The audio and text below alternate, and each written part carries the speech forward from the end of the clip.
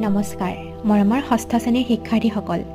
তোমালোকে ইতিমধ্যে গম পাইছাই যেহেতু এই বৰ্ষৰ পৰা আমাৰ পাঠ্যপুথিসমূহৰ সালসলনি হৈছে এই বছৰৰ ইংৰাজী পাঠ্যপুথিখনৰ নাম ৰখা হৈছে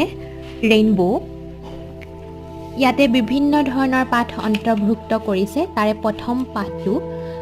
এটা কবিতা ৰাখিছে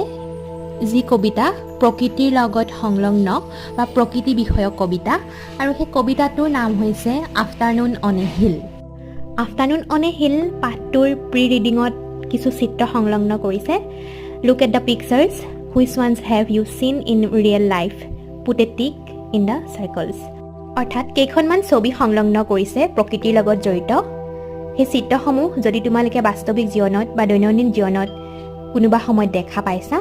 তেতিয়াহ'লে চিত্ৰসমূহৰ কাষতে ঘূৰণীয়াকৈ ঠাই ৰাখিছে তাতে ৰাইট চিন দিবলৈ কৈছে অৰ্থাৎ পুট এ